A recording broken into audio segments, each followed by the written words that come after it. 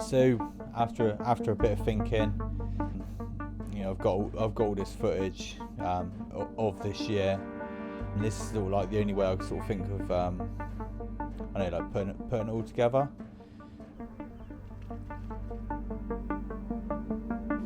So happy with this one.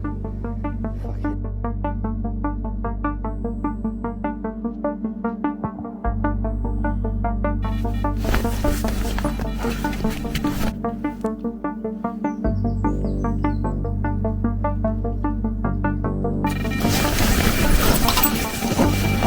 So I sort of like start from the beginning a little bit.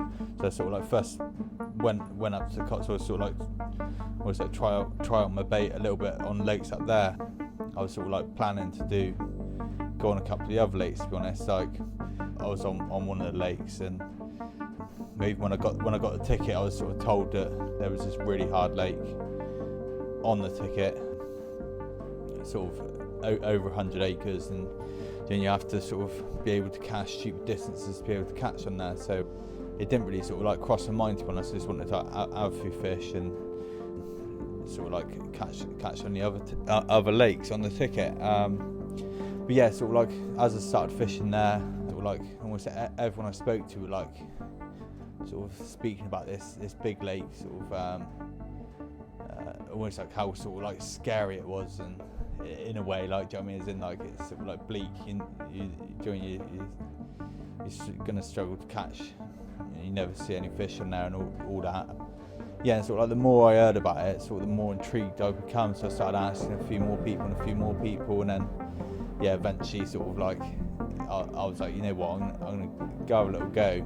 If I can catch one out of there on my bait, like it'd be sort of like mega.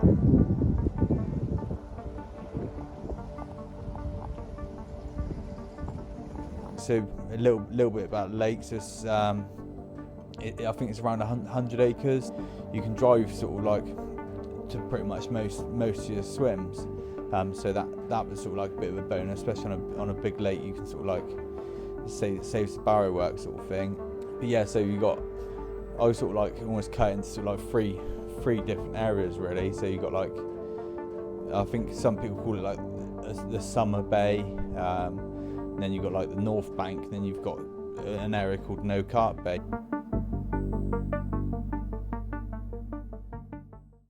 With like the access sort of thing, you know, you can drive to most of the swims. Sort of the swims only really cover sort of like maybe sort of like 3/4 of the lake, but you've got like quite a big area of out of bounds, and sort of like there's no way of sort of casting anywhere close to it. Sort of like they've got a good sort of like third of the lake, I'd say, where it's sort of like unfished water. So I started sort of like fishing sort of like beginning of August 2024. Yeah, and sort of like I was moving around the lake, sort of like in different areas, almost sort of like trying to find them.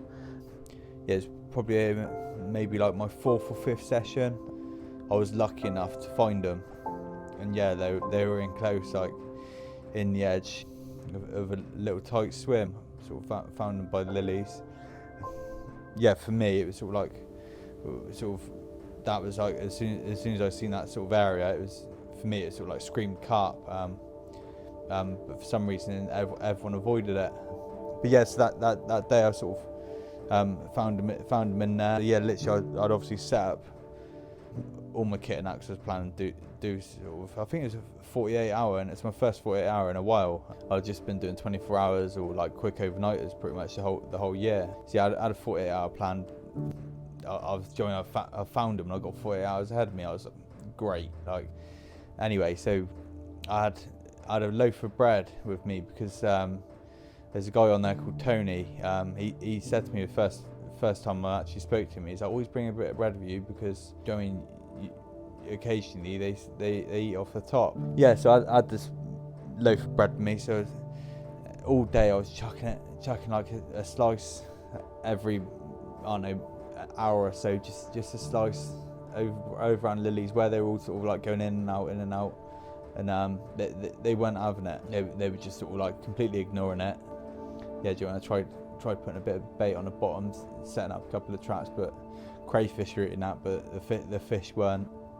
But yeah, so like literally just it started getting dark, I thought it was literally almost like a last little, like I had like sort of one last slice of bread and I sort of broke it into those pieces and sort of like squished it in my hand so I'd get a little bit distance and sort of threw it out there and sort of sat down in the bed chair and I sort of heard a big splash and sort of looked around the corner and yeah, sure enough they were sort of like they were having it big time and I was super excited. I quickly wound in one of the rods, quickly pinched well, obviously snipped the line, whacked the size 4 hook on it, pinched a bit of bread on there.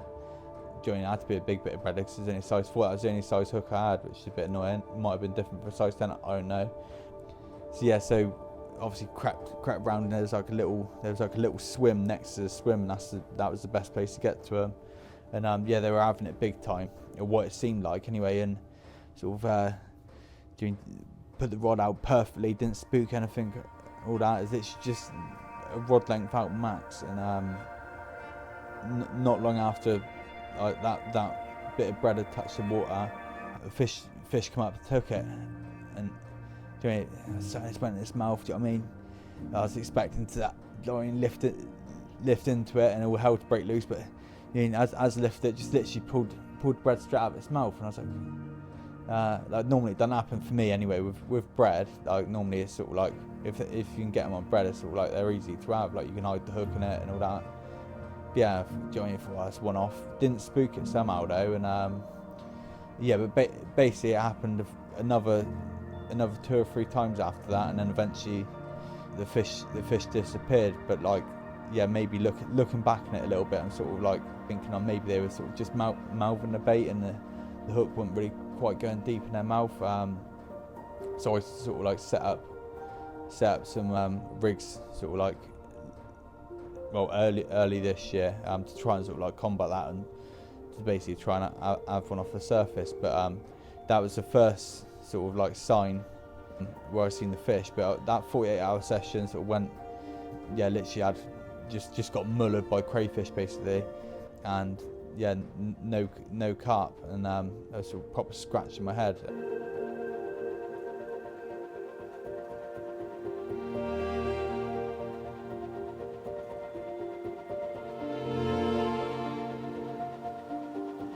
After sort of like a move around the lake and stuff, sort of thinking, like normally if you can find them, I'll normally can get them feeding sort of thing, but I just, yeah, it's all like boggled my mind a little bit.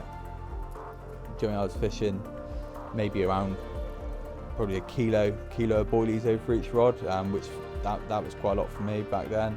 Yeah, so I was a bit sort of, yeah, couldn't work out a little bit, but I went back in that same swim that I seen them sort of the week previous, filled it in, even though I was thinking this is like crazy. I was only there for one night, 5 kilos of flake maize and sort of kilo of boilies over the top, and yeah, sort of 6 a.m. the next morning, that left rod by the lilies, that was away, and yeah, going rip line off. I was almost not expecting it, stumbled out, I was barefoot, completely missed my Crocs, I had to get brambles in my feet, but I wasn't worried about that. This was a white prize fish, my first white prize fish. Yeah, I was going to do sort of anything I could to sort of like land it basically. But yeah, so that was a 25-pound sort of scaly mirror, really nice fish. But yeah, I was absolutely buzzing during finally sort of like to get off the mark, to have one. Everyone was saying how like sort of like how rock hard this place was, and like I think I worked out it was maybe my 14th night or something like that, but it was early for on there. Yeah, I was just buzzing. I almost wasn't expecting it so early. Then that I couldn't get back down there sort of quick enough. Got back down there, and I was there for 48. I think it's 72 hours then. I was like, I need to get here while these fish are here, and have some more out. And yeah, sure enough, I had another 3 out that weekend, up to £32. Yeah, so yeah, it was sort of like well accurate. That there was one which is a 27-pounder, and I got told at the beginning of this year about that fish. There's pictures of that way back in 1986, which is like, that's like 9 years older than me. Like, doing it's mad. Like these fish that I was fishing for were like older than me, basically.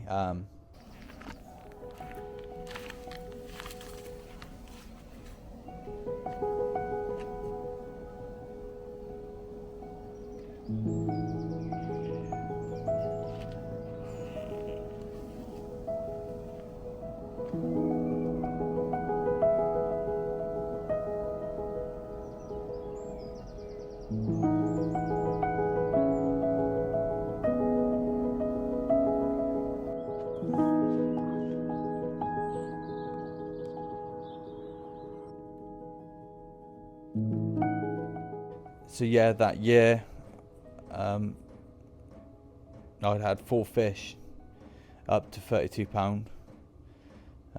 But this year the main goal was just to have just one of the proper ones. So over the winter, sort of a plan for the spring. The idea was sort of like pretty simple. It's going to be boring, but yeah, bait and wait basically.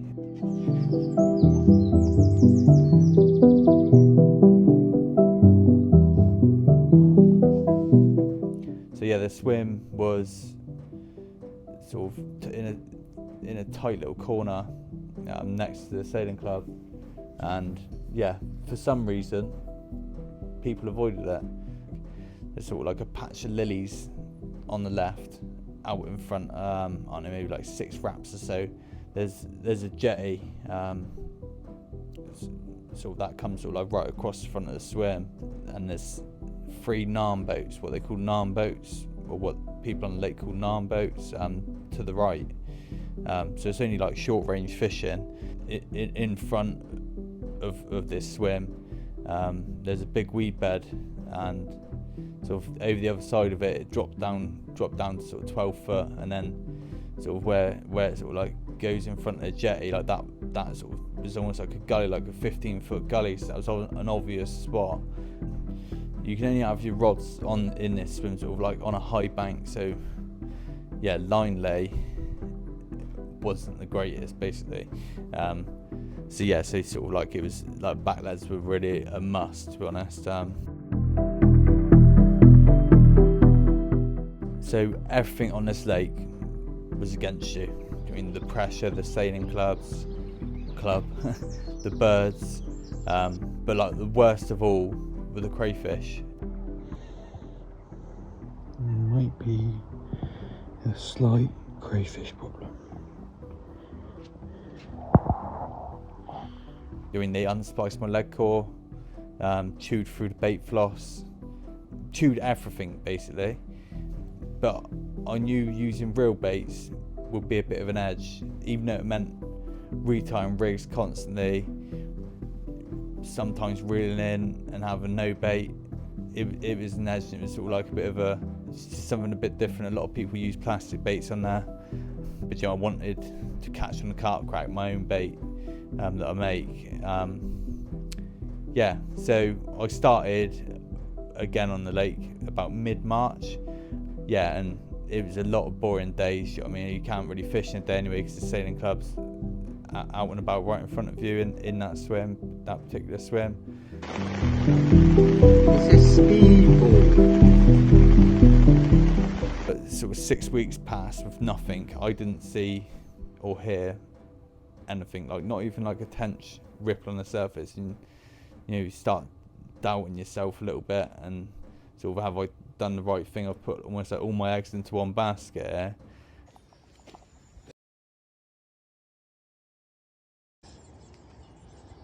Oh, you get your nose watch here. But then it was around about sort of 10 o'clock one night. The fish just turned up. What if one of the rods don't go, I'll be shocked.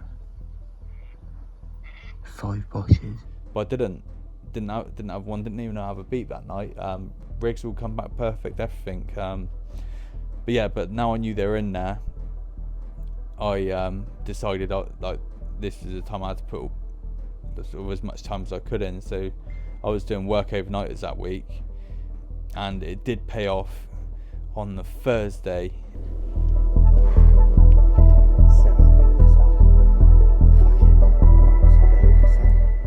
I had 2 mid-20s. One was a repeat. It was actually the first fish I had from the previous year. And then the next week, I managed 2 more. Again, sort of like low to mid-20s. But I did also lose one to a snap off. I had a bite, I got to it, I picked up, and there was nothing there. It was like it had been chopped with a pair of scissors, basically. About 12 o'clock last night, rod pulled up tight. Fucking ran out barefoot. Got close to the rod starts taking line, picked up the rod, literally like pulled into complete nothing. Reeled it in, it literally looks like the line had been like cut, so must have went over a muscle bed or something. Unless the crayfish have got a pair of scissors. So following that, I added an 18-foot, sort of 50-pound armour cord leader, just to sort of stop the zebra mussels, or hopefully prevent them. Mitch turned up. It was that Sunday evening. I told him about being snapped off, and he told me straight away. He was like, "Spool up a 40-pound braid, mate." Like, he even offered me some of his to spool up on. But I was like, "Nah, it's alright. Like, rods are out. Like, I'd seen fish over the area. I was like, I'll leave it. I think that armour cord's going to be alright, to be honest." But yeah, sort of like with my rods in place, sort of, I chose not to. And this was actually the first time I set the camera up to record a bite. I just wanted to get a bite on sort of camera, and that was the start of this sort of video, really. That night, it was around midnight, the middle rod tore off. It felt big, like it still sort of haunts me now, really, to be honest.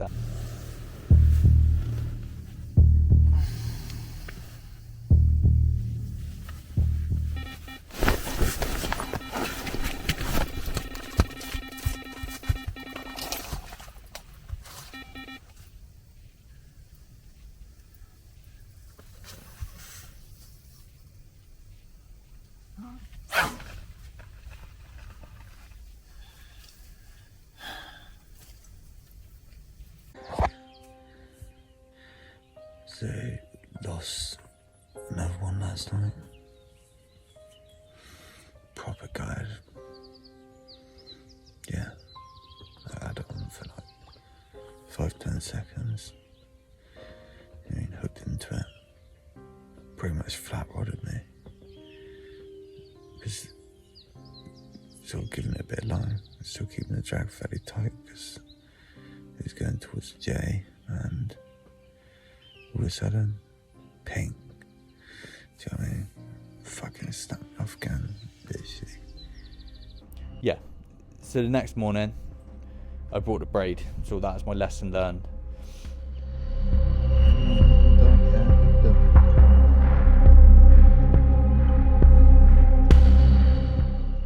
So 3 weeks passed, and I thought I'd ruined my chances.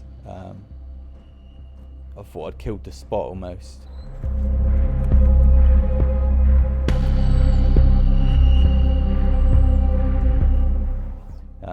And I hadn't really heard or seen much sort of since that fish that I lost. But then finally, out of the blue, I had another bite.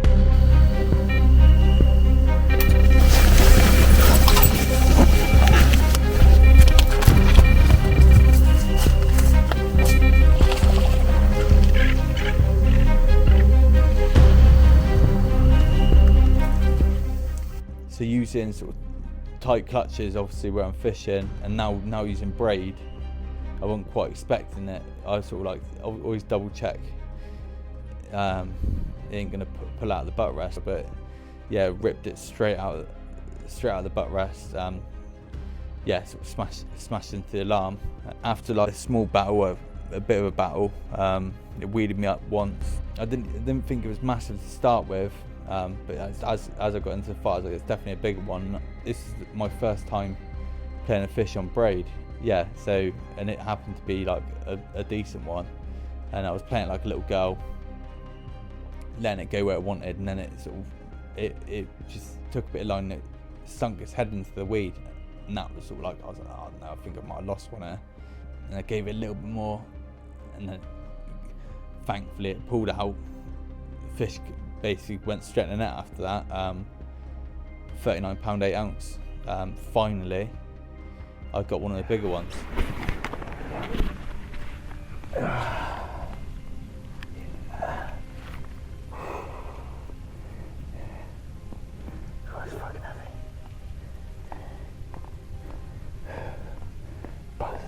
Buzzing.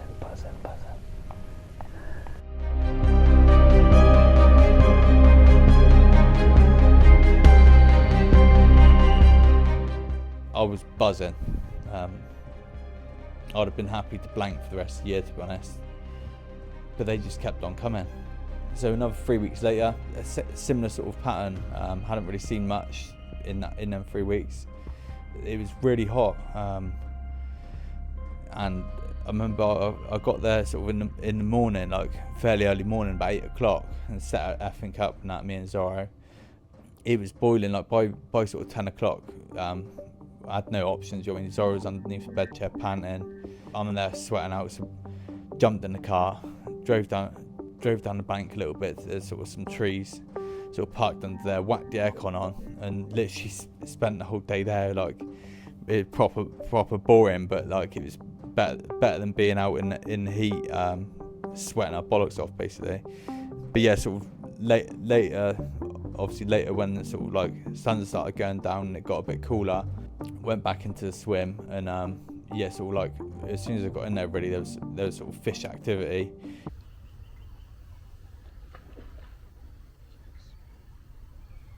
Bait out, join rods in position. Yeah, I think it was around midnight that night I had another low 20 common. 22 pound. Another 22 pound common. I stayed awake after that. I can never sleep after I had a fish. But around sort of first light, this camera had actually ran out of battery by then. But I recorded some on my phone. I recorded it on my phone. You can see it just fizzing like mad. Look at it. Look at that. That's got to go in it. That's right on the money, man. And yeah, sort of, I was like, that's going to go any minute. 15 minutes later, the right hand rod, that was away, and I was sort of like up ready to go anyway. So yeah, it as soon as I hit into it, tried taking a little bit of line towards the jetty, and then a bit of pressure, sort of managed to turn it. Do you know what I mean? Like hand on the spool and stuff, so it's just stopping it going any further. Managed to turn it, and yeah, a few more sort of like big lunges in the margin. As it got a little bit closer, it almost went underneath my middle rod where the line went in the water, and it was tangled. Obviously I was keeping the pressure on, but it was in the water, now on top of the water, but where the middle rod's line was going in.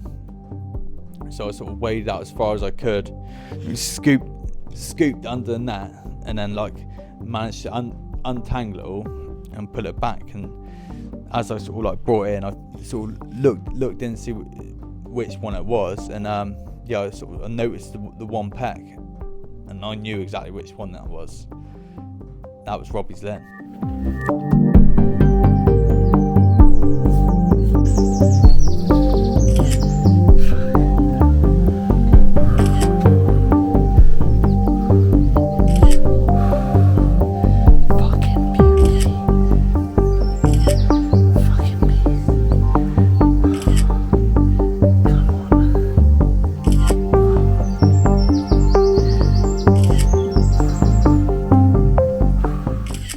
big, sort of chesty, but it only sort of looked chesty, I think, because the one peck like looked really chesty on one side,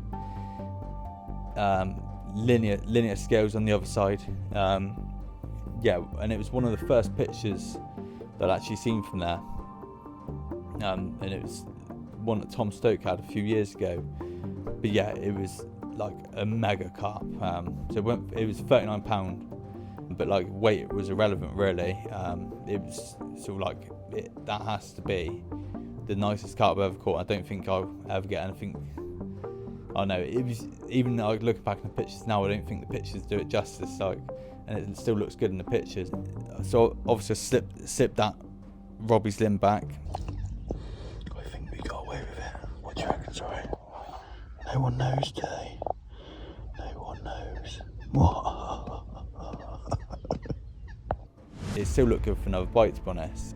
And someone had set up a couple swings down, just randomly turned up, and oh yeah, I heard footsteps sort of coming up towards me, and then oh, excuse me, mate, do you mind taking some pictures of me? So like sort of fair play to him, but he had sort of like, it was a 36 pounder, and I think it was the same 32 I had last year. So obviously done the pictures for him, and but I knew it was going to be a bit of bad news really, because he was going to talk to people, word was going to get round, there's going to be more people sort of in that bay, and it's close by to me. I knew that there's going to be a lot more lines in the water.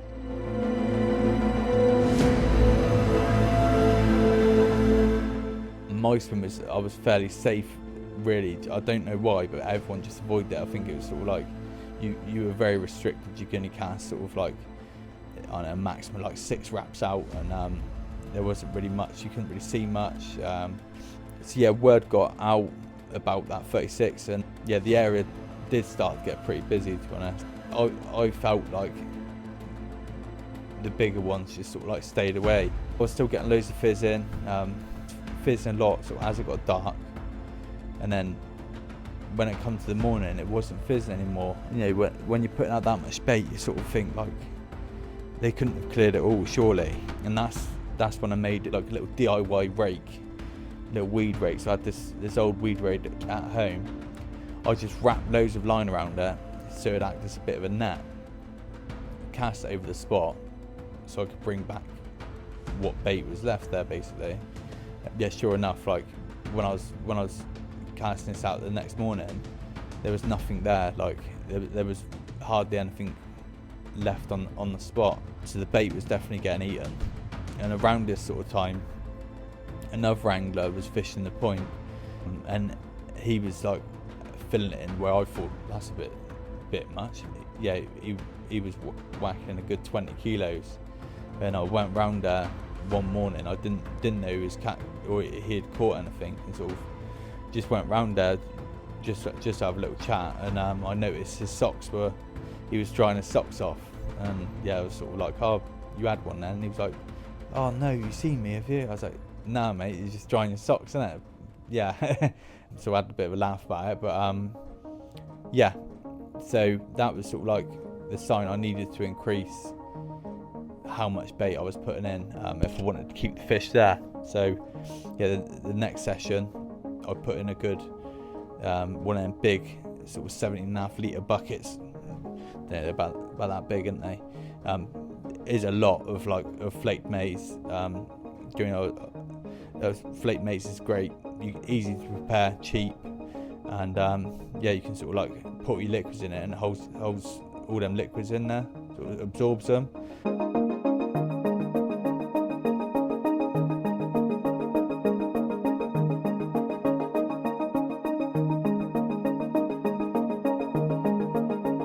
Over the top of that, another 3 or 4 kilos of boilies, and like obviously this, even though it's close range, like it's a lot of spawn. It's crazy amounts really. Do you know what I mean? Before fishing here, if I seen someone putting that much bait in, I'd be like, you are mad. But it works. And then I think it was later that evening, Mitch turned up, and I managed to blag him to let me spool up my third rod with some braid. So that meant I could put all 3 rods on that honey hole, which just kept on producing. See, I forgot to say as well, just before that session, or that week, shall I say, like there was a big, well, I say big, there was an algae bloom, and that brought like these big, huge, massive weed bugs drifting into the bay. But with that, the carp sort of like followed them in, and sort of I had fish boshing over that big bed of bait all night, and I was certain I was going to have one, like certain of it, but no, sort of didn't even have a beep all night, and sort of like a bit shocked. It was still fizzing out in the morning, and sort of like at first light, as I sort of looked out, one of these weed beds had come in quite close, and I could see it sort of, sort of like, like when they're sort of or when they're about to spawn it, and sometimes they sort of do that under the weed. It was sort of doing that, and I was like, no, it's a bit late for spawning. And sure enough, anyway, just grabbed a handful of Notorious biscuits straight out of his bowl, launched them out there, and watched them get eaten pretty quick.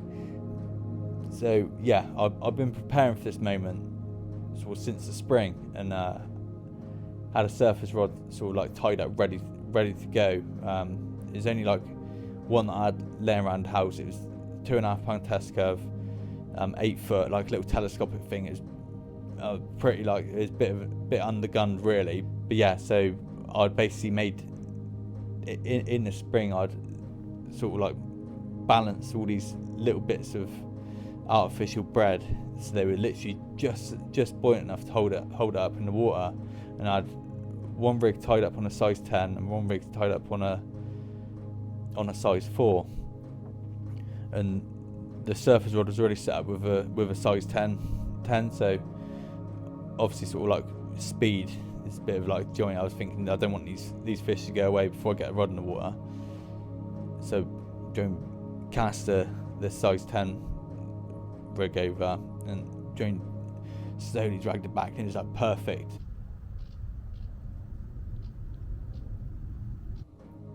Sort of it is in amongst all these dog biscuits, and the weed was to the left, and there was a fish sort of munching away. There was sort of like a few had come in by this point, but they were taking everything, even the controller float, other than my hook bait. So I was like, I think I need a bigger bait here. I need to put a size 4 on, because obviously I had slightly more of these little bits of artificial bread. So chucked out another couple of handfuls. Managed to reel in without spooking them, and then I had to sort of like retie that rig, retie the size 4 back on, and like it felt like it was taking too long. It felt like the fish were gonna go. You know what I mean? When the fish out in front of you, it just everything's like your hands are shaking, all that. Managed to get on there anyway. Cast it like sort of way past them. Slowly dragged it back, sort of as it settled. A fish I couldn't see, because the algae bloom, the water clarity was like pretty poor really, and like with the weed bed you couldn't really see them. So, but just it settled. A fish just out of nowhere. Took it, and I was careful not to strike it too soon. I just sort of seen the float move, and I was like, he's on, bang, and then it's like, zzz, and then it managed to stop it, and then it just like literally kited to the left, bang, deep into the weed, and that it held solid. Then I was like, oh no, like I finally hooked one, but and it was on the surface, but I was thinking, oh no. But anyway, I sort of like kept the pressure on, just keeping the rod bent really, and good boy, you right? Just kept the rod bent, and the sailing club, they just started turning up, and one obviously noticed I was in the water, sort of up to my sort of like, well, up to my knees sort of thing, and he was like, oh, have you got one? I was like, yeah. I was like, I don't suppose you could do me a favour? And he's like, yeah, go on, what? I was like, I don't suppose you could get a boat and sort of like just come out here and just sort of like free up some of the weed? And he started laughing at me. He's like, no chance, mate, no chance. I was like begging him, oh please mate, please, come on, please. And he's like, nah mate, he's like, good luck with that. He's like, it is moving, but like but slowly. And yeah, it was really slowly. Like I was in the water for like, I don't know, just keeping that steady pressure. Like most people would like given up, I swear, or like maybe put a bit too much pressure on it. So I was just holding it there, just slowly. I didn't want to risk it. I only had a £10 hook link on as well. And yeah, just it must have been an inch, if that, an hour. Do you know what I mean? So not an hour, a minute rather. Like, so it was moving, but very, very slowly. Eventually, like it was at least an hour. And during there was crayfish nibbling on my Crocs. Like I'd been in the water that long. Anyway, I got it about a rod length, like 12 foot from me, and there's this big sort of like a car-sized weed bed that was the fish was in. That I think the fish was in. I was hope the fish was in. Anyway, so I sort of waded out sort of as deep as I could, sort of up to sort of like my neck sort of thing, and I've got like the end of the 8 foot rod, the butt, sort of like lifted it right above the sort of weed bed and put a bit of pressure on it, and somehow it pops out. This fish pops out. I'm like, yes, get in there, in full contact with it. But then it was like, don't come off now, please don't come off. And after about sort of five minutes, bang, got him in the net. And yeah, and that turned out to be it was actually the first fish I had this year, so a repeat. But it didn't really matter. Like I'd finally had one off the top, and I was like proper buzzing. Like it felt like impossible from like start to finish. It didn't feel like I was ever going to get this fish in, but I did. 2.5 pound test curve rod, £10 hook link. Off the top, took me fucking hours weeded me up big time. I tried asking the boat people to help me out, but they weren't having it. But we got her in, £26. Boom. There she is, look. Lovely dumpy little thing. It's a little bread rig worked. So that's the 8 foot, 2.5 pound test curve rod. So I was for that. Nice little bread thing that I was on about. And you can see that properly. Just a little artificial bit of spread chopped down there. And this is the lump of weed that I was attached to. Well, it took fucking hours. Obviously done the pictures, packed the mat down real quick, hid it away. That's what I kept on doing after the fish. I didn't want anyone to know.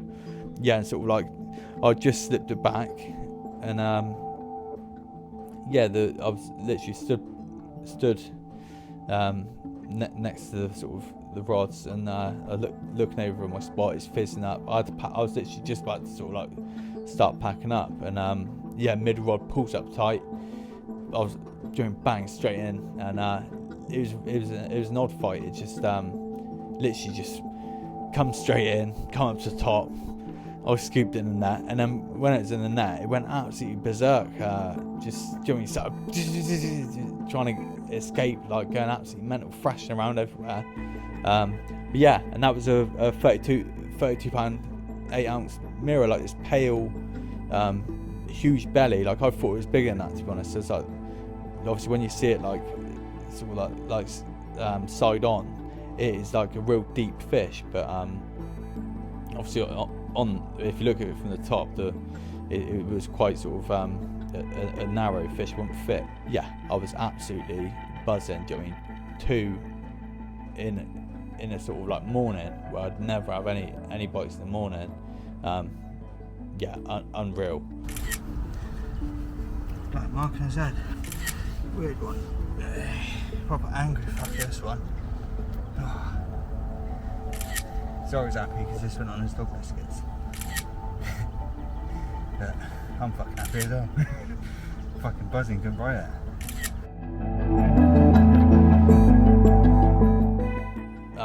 So that was on the Thursday night, obviously it was the Friday morning rather, and so that Friday obviously I had to go to work. I didn't manage to get back to the lake until like around midnight on the Friday night, and during obviously I didn't want to start spodding out sort of 20 kilos, so I just spodded out sort of 3 kilos of boilies that night, sort of halves and whole ones. I think I just fished 2 rods that night. Just I wanted to get a little bit of sleep, to be honest. I was absolutely knackered. But yeah, literally 2 hours later, I think that was the middle rod off that went, and 33-pound common, which I was buzzing about because all the other ones before had been sort of mirrors.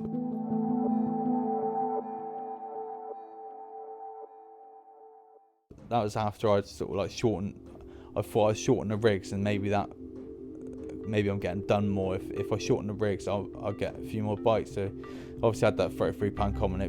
I was sort of like, yeah, I've sussed it now. Shorter rigs, like should be getting a few more now. So the next night, rod goes again, same rod, hooked into it, and this is obviously the weed bugs are still here at this point, as it's sort of like kiting to the right, it comes to the surface, and it's sort of like almost like in top of this weed bug, and I'm like, didn't give it much pressure at all, just a little bit, and hook pulled, and I was like, nah, that ain't right. Like, yeah, I hadn't had a hook pull sort of all year, and then but it is what it is.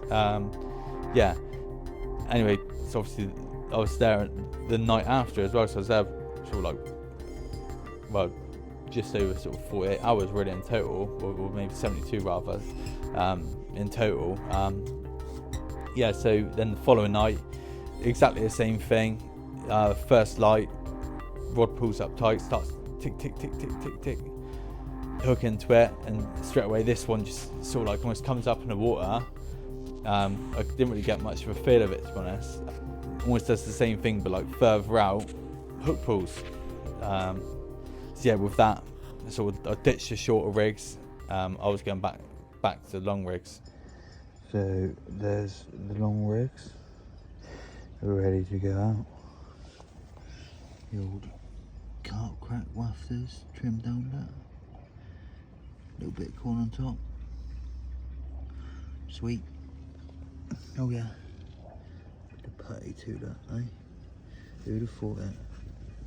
So the next session, this was on a Wednesday, so I'd finished work pretty early, sort of as I sort of come around the corner into my spot, or into my swim rather, it changed. I was like, what's going on? And I sort of like noticed eventually, I was like, oh, the weed's gone. There must be, I think there's a big wind in the direction. I thought so while I'd been gone, there'd been a big wind, so I thought, maybe the wind sort of like pushed it away. Yeah, just didn't even think it would have sunk. Bit of a rookie error, really. Anyway, so obviously got bang, like 20 kilos bang out on the spot, and I left it an hour because I had time to kill. Do you know what I mean? Finished work early, I had time to kill. Went to cast the first rod. Do you know what I mean? Feeling it down, and I didn't feel it down. Do you know what I mean? You get that very subtle. I was like, no way. I was like, that weed sank all over my spots. It was a proper nightmare. Do you know what I mean? It was just starting to get dark. Got the weed rake on, and I was pulling back pretty much all of the bait which I'd just spotted out, and it was literally like a mountain of weed I'd pulled out. It was a good hour and a half I was there ripping all this weed out.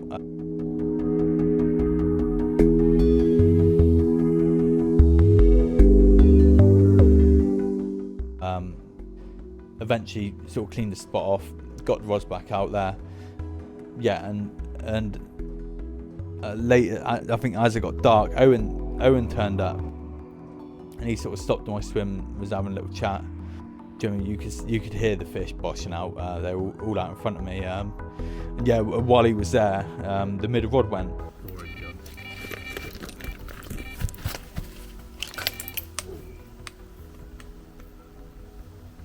Yeah, good. Yeah.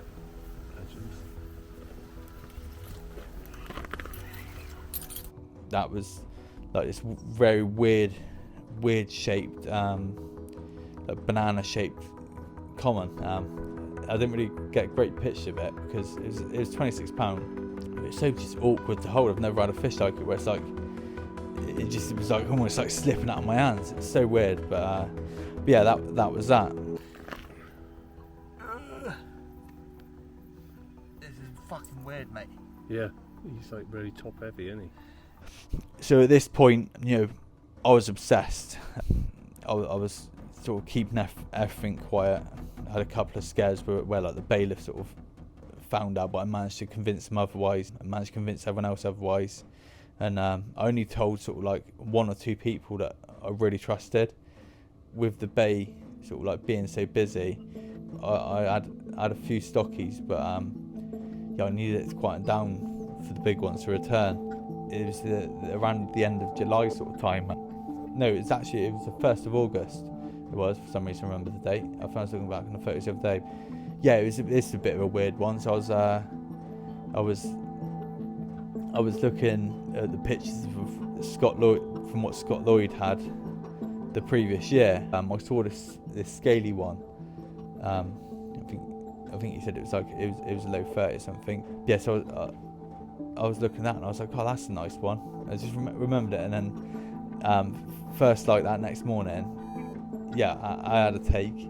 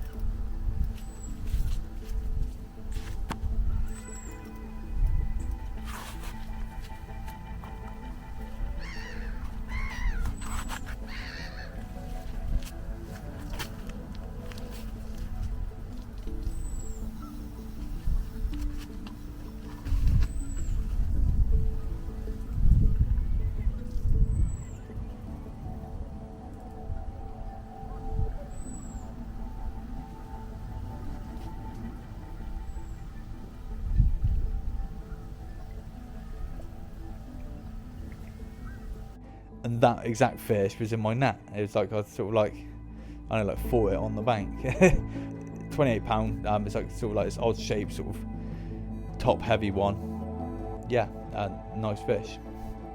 See, I was sort of like obviously kept everything quiet, even the stockies, and I was a bit sneaky, I suppose, but it is what it is. You got to do what you got to do. But sort of I was telling people, there's sort of like, I've heard of fish coming out of there. I've heard of fish coming out of different bays just to get them away, because I knew that they weren't catching, and just to get them away from my area. It's a bit it is a bit sneaky really, but you have to be on this sort of lake. Yeah, so yeah, as the bay sort of like emptied, it was at the beginning of August, and luckily I had the whole month of work. Well, I worked 2 jobs, but basically I had a lot more time. And yeah, I started off the first 2 nights, the two weeks rather. I was doing 6 nights a week, and yeah, that's hard. Like anyone that thinks, it's okay for like, you know, these anglers that are sort of like I don't know, professional anglers, whatever, where they do sort of 5-6 nights a week. If you're on a lake like that, like blanking, and the mental the mental energy and stuff, like, yeah, it is hard. Yeah, and especially probably more so on a lake like that, because the daytimes there ain't really much. You can't really fish in the daytimes because in that particular swim, because the boats are just all out in front of you. Yeah, but yeah, basically, yeah, 6 nights a week was tough. And I'd only had a few stockies in that time. I was getting pestered by them, and then so the following 2 weeks, the last 2 weeks, I cut it down to 4 nights, which is like more than enough anyway, and that was about perfect for me anyway. So yeah, around the last sort of like 2 weeks of August, sort of, I was thinking, I've only had these stockies. I think I had a £19 common as well, but it felt like the sort of, you know, I'd heard bigger fish in the area, but it felt like the little ones, the little stockies, were just sort of getting to the bait before the big ones. I'd obviously been pestered by all these little ones.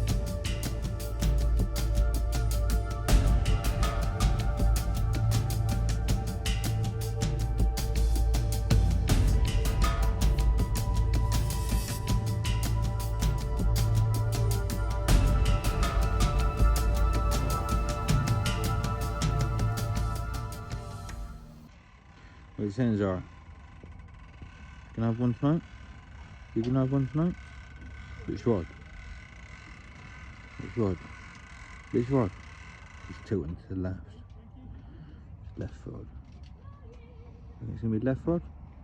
I think it's the third week of August. Around 4 a.m. The left rod. Obviously, that sort of tore off.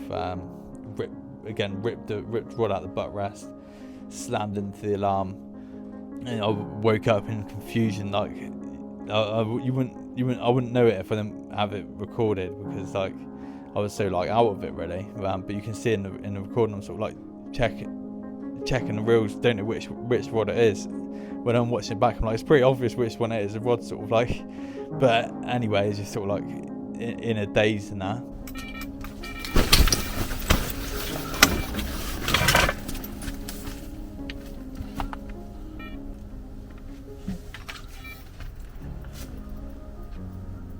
Picked up and straight away, bang! Like you can feel the weight of this fish, and luckily didn't like go straight away for a big run. Sort of like just kited to the left, and then when it kited to the left, almost exactly the same as the one that snapped me off earlier in the year.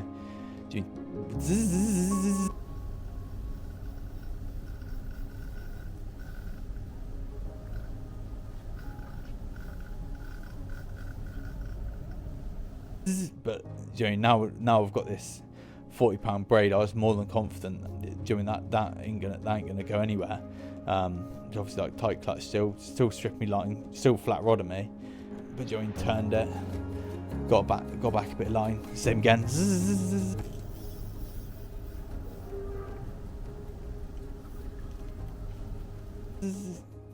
Got back a bit of line again. So after about 10 minutes, it rolled. I got in a net.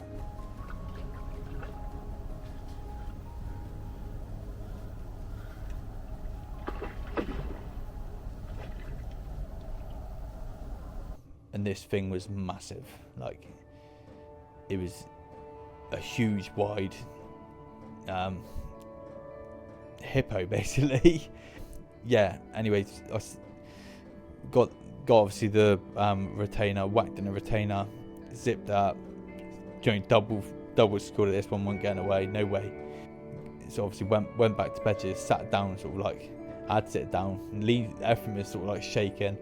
I just thought I'd have a little look through the photos of which one it could be, because it was so big. Like, yeah, so like the width on its back was just absolutely massive. But anyway, so look back through which ones it sort of could be, and yeah, I was sort of like I noticed it straight away. I was like, that's the half lin.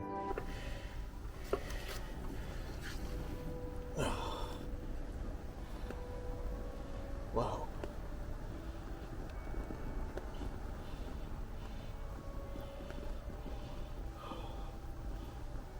Just over 44. Whacked on the scales, it sort of just went a little bit over £44, but I'd just say £44. But yeah, like I was absolutely like, yeah, over the moon. During a massive old carp from what probably has to be the hardest lake I've ever fished. A slide. We're ready to go. Lost.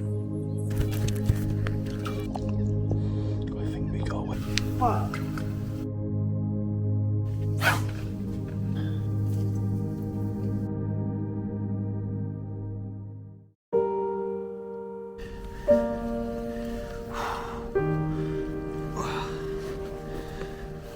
That's what we come here for.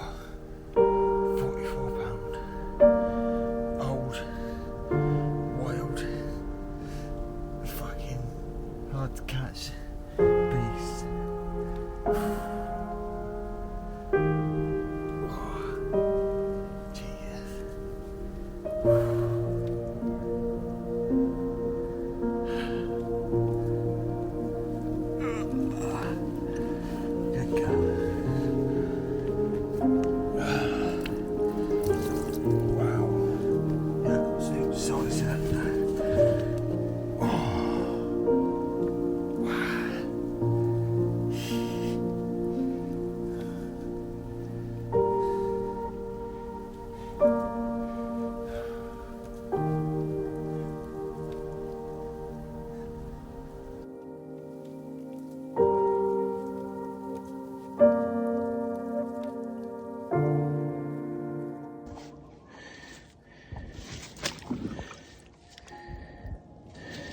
the size of it.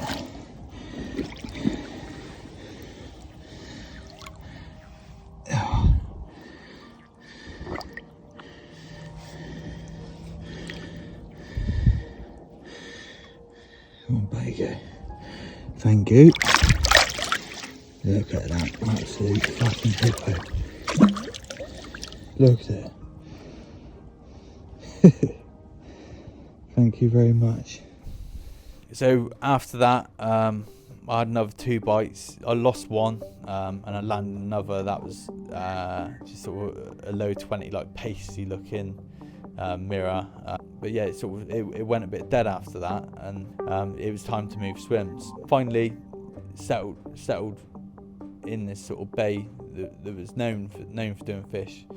Someone had a sort of good session out there the year before, around that sort of time, around October sort of time. And that was the plan anyway. I was going to move around October sort of time, because I was thinking like my area will go dead around October.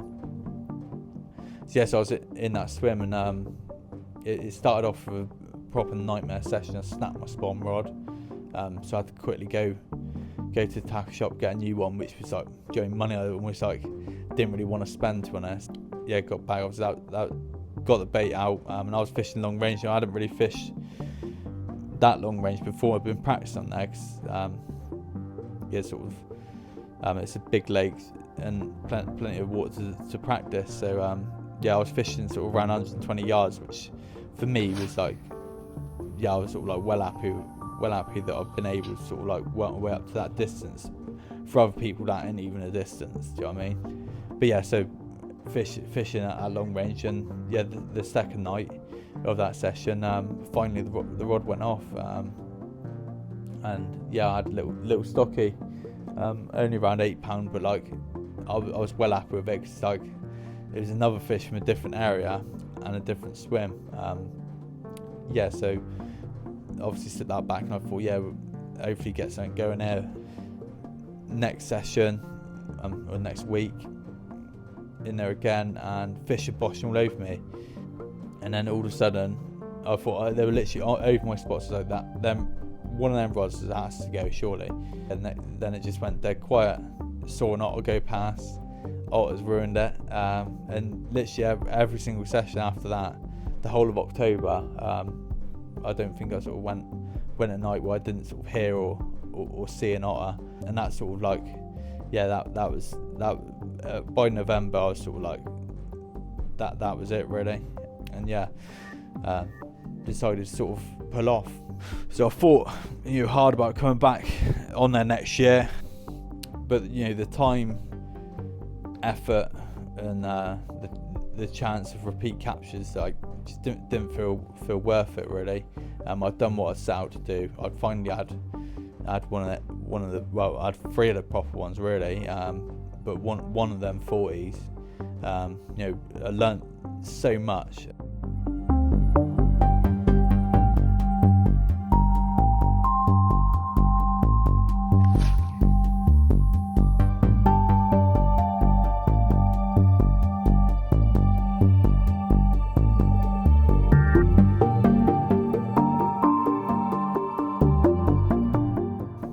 Everything I thought, well, a lot of things I thought I knew almost got flipped on its head. Yeah, but this lake will sort of always be special to me.